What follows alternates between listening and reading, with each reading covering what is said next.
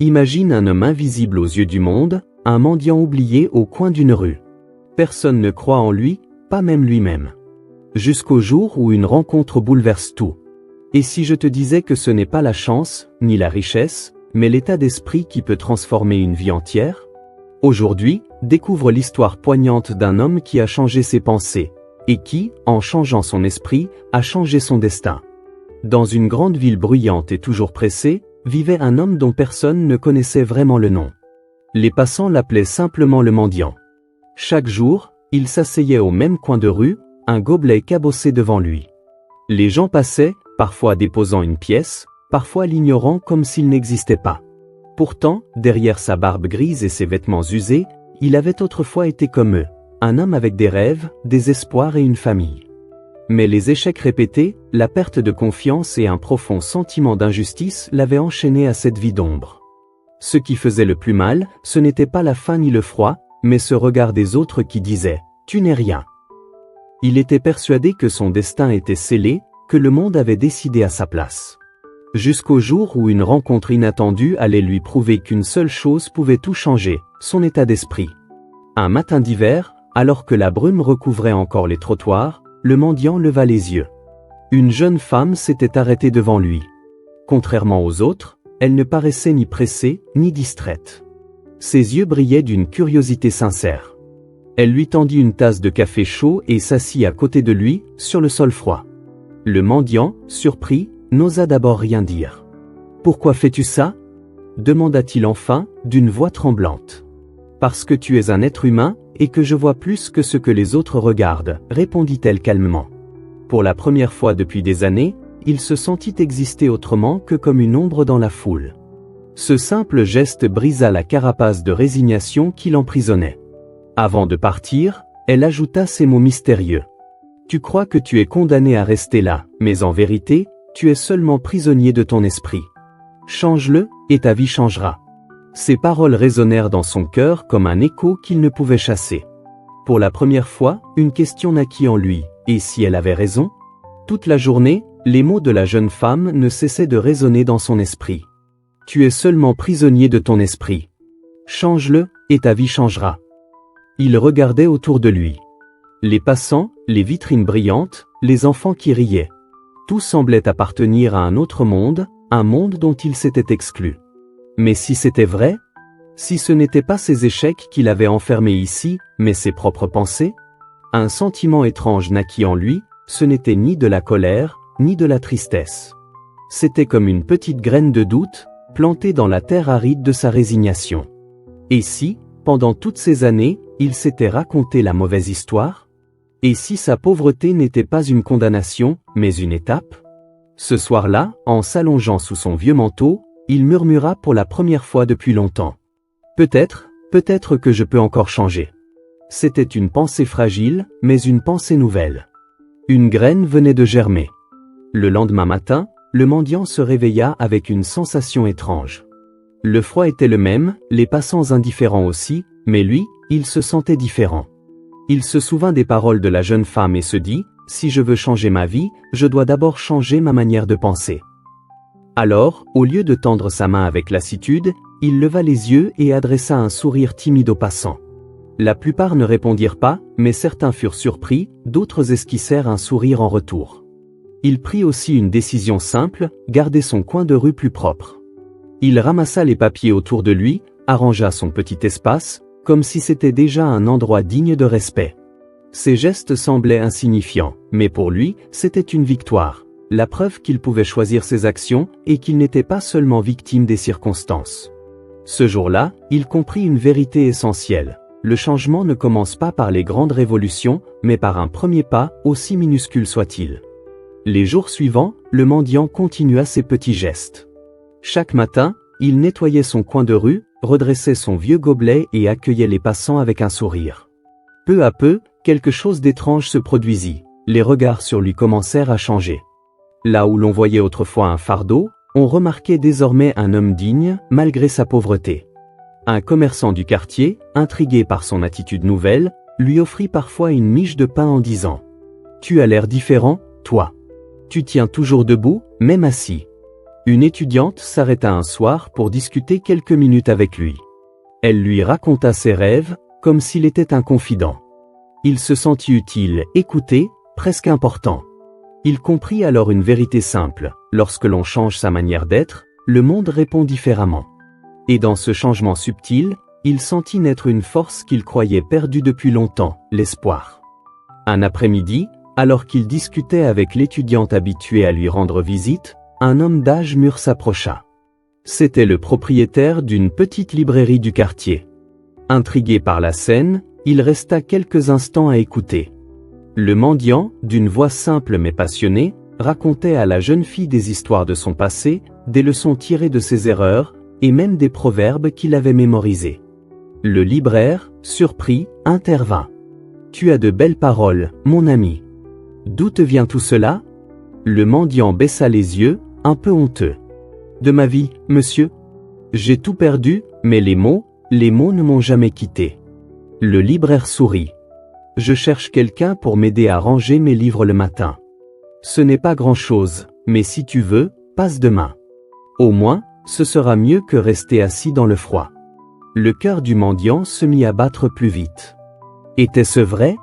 Une chance, après tant d'années? Cette nuit-là, il ne dormit presque pas, partagé entre la peur de l'échec et l'excitation d'un nouveau départ. Mais au fond de lui, une voix murmurait: « Tu l'as attiré en changeant ton esprit. » Le lendemain matin, le mendiant se leva plus tôt que d'habitude. Il secoua son vieux manteau, passa de l'eau fraîche sur son visage et se mit en route vers la librairie. Ses jambes tremblaient, son cœur battait comme s'il marchait vers un jugement. Lorsqu'il poussa la porte en bois, une clochette tinta doucement. L'odeur des livres, du papier et de l'encre l'envahit. Cela faisait si longtemps qu'il n'avait pas pénétré un lieu si chaleureux. Le libraire l'accueillit avec un sourire. « Je vois que tu es venu. C'est déjà un grand pas. » Il lui montra comment ranger les rayons, porter les caisses, nettoyer la vitrine. Le travail était simple mais honnête, et chaque geste résonnait en lui comme une victoire. Pour la première fois depuis des années, il sentait que ses mains servaient à autre chose qu'à mendier. À la fin de la matinée, le libraire lui donna quelques pièces et un sac de nourriture. Mais plus précieux encore fut cette phrase. « Reviens demain, si tu veux. Ici, tu as ta place. » Le mendiant sortit de la boutique les yeux humides. Ce n'était peut-être qu'un petit emploi, mais dans son cœur, c'était le début d'une renaissance. Jour après jour, le mendiant retourna à la librairie. Plus il travaillait, plus il se sentait vivant. Ses gestes devenaient assurés, son regard plus droit, et peu à peu, son dos voûté se redressait. Le libraire, attentif, lui confia bientôt davantage de responsabilités. Préparer les cartons, conseiller les clients, tenir la caisse quelques minutes. Un après-midi, une dame lui demanda: « Vous avez un livre sur le courage ?» Il sourit timidement, puis répondit: « Oui, madame. Mais parfois, le courage ne se trouve pas dans les livres, il se découvre en soi. » La cliente, émue, lui rendit son sourire. À travers ces petites interactions, il découvrit une chose qu'il avait oubliée: il avait de la valeur. Pas seulement pour lui-même, mais aussi pour les autres. Chaque soir, il sortait de la boutique un peu plus léger, un peu plus fier. Et dans son cœur grandissait une conviction nouvelle: je ne suis plus un mendiant. Je suis un homme qui se relève. Un soir, alors qu'il rentrait de la librairie avec quelques pièces en poche, le mendiant croisa d'anciens compagnons de rue. « Alors, tu joues aux travailleurs maintenant ?» lança l'un d'eux en ricanant. Un autre ajouta: « Viens avec nous, on connaît un moyen rapide de gagner de l'argent. Pas besoin de te fatiguer avec des livres poussiéreux. » Leurs paroles réveillèrent en lui une vieille douleur. Pendant un instant, il sentit la tentation l'envahir, retourner à la facilité, abandonner cet effort quotidien qui lui demandait tant de courage. Mais il se souvint des regards bienveillants qu'il recevait désormais, du respect du libraire, et surtout des mots de la jeune femme. « Tu es seulement prisonnier de ton esprit. Change-le, et ta vie changera. » Alors, il les fixa dans les yeux et répondit d'une voix ferme: « Non. J'ai choisi un autre chemin. Celui-ci me rend libre. » Les hommes rirent et s'éloignèrent, mais au fond de lui, il savait qu'il venait de franchir une étape cruciale: résister à l'ancien lui pour embrasser le nouveau. Ce soir-là, il comprit que chaque tentation était une épreuve destinée à renforcer son état d'esprit. Ah! Les jours passèrent, et avec eux, l'ancien mendiant s'éloignait de plus en plus de son passé. Son corps se redressait, son regard s'illuminait, et ses gestes devenaient ceux d'un homme sûr de lui. Le libraire, fier de ses progrès, lui dit un matin: « Tu n'es plus l'homme que j'ai rencontré dans la rue. Tu rayonnes différemment, et crois-moi, les gens le ressentent. » Ces mots touchèrent profondément le mendiant. Pour la première fois, il réalisa que le changement qu'il vivait n'était pas seulement extérieur, il était intérieur. Ce n'était pas l'argent, ni le travail en soi qui transformait sa vie, mais la façon dont il se percevait lui-même. Il commença à tenir un petit carnet que le libraire lui offrit. Chaque soir, il y écrivait une pensée positive, un remerciement, ou une petite victoire de la journée. Ce rituel renforçait sa conviction qu'il construisait un nouvel avenir, une page après l'autre. Ainsi, il découvrit une vérité essentielle. Quand on change son état d'esprit, ce n'est pas seulement le monde autour de nous qui change, c'est surtout le monde en nous. Peu à peu, les clients de la librairie commencèrent à remarquer la présence du nouvel employé. Son sourire, sa bienveillance, sa façon d'écouter attentivement donnaient à chacun l'impression d'être important. Un étudiant lui confia un jour: « Vous savez, parler avec vous m'a redonné espoir. Je pensais abandonner mes études, mais vos paroles m'ont rappelé pourquoi j'ai commencé. » Une mère de famille ajouta: « Quand je viens ici, je repars toujours plus légère. Vous avez une force dans vos yeux qui donne du courage. » Le mendiant devenu libraire ne comprenait pas tout de suite, il croyait simplement accomplir son travail. Mais sans le savoir, il inspirait les autres par son parcours silencieux, par sa résilience, par ce nouveau regard qu'il portait sur la vie. Un soir, il repensa à l'époque où il se croyait invisible. Aujourd'hui, non seulement on le voyait, mais on l'écoutait. Il était devenu un témoin vivant que le changement intérieur pouvait illuminer bien plus qu'une seule existence. Un après-midi pluvieux, alors qu'il rangeait des livres sur l'étagère la plus haute, la clochette de la librairie tinta doucement. En se retournant, son cœur manqua un battement, c'était son frère cadet. Les années les avaient séparés. Quand il avait sombré dans la misère, la honte et la fierté l'avaient empêché de garder le contact.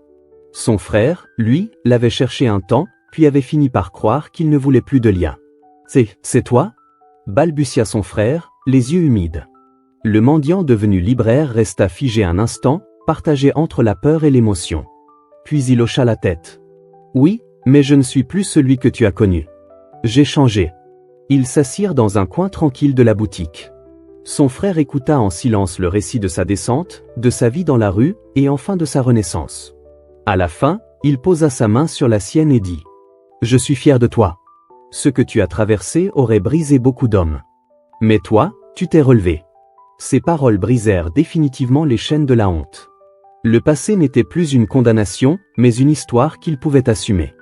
Après les retrouvailles avec son frère, le mendiant comprit que son histoire n'était pas seulement la sienne, elle pouvait devenir une lumière pour ceux qui se croyaient condamnés. Alors, il commença à tendre l'oreille aux âmes perdues qui passaient devant la librairie. Parfois un jeune désespéré, parfois un vieil homme fatigué, parfois même ses anciens compagnons de rue. Il ne les jugeait pas. Il leur racontait simplement: « J'ai connu le froid, la faim et l'oubli. Mais j'ai appris une chose, le vrai piège, ce n'est pas la rue, c'est l'esprit. Quand tu crois que tout est fini, c'est là que tu dois changer ta pensée. » Ces paroles, simples mais vraies, touchaient profondément ceux qui l'écoutaient. Certains revenaient le voir, d'autres retrouvaient un peu d'espoir pour continuer. Un jour, le libraire lui dit: « Tu n'es plus seulement mon employé. Tu es devenu un messager. Ton histoire est un livre vivant. » Le mendiant, ému, sourit. Lui qui s'était cru inutile devenait désormais un guide. Sa chute était devenue sa force, et son esprit transformé, une arme pour élever les autres. Peu à peu, la rumeur se répandit dans le quartier. On parlait de cet ancien mendiant devenu libraire, dont les mots réchauffaient les cœurs.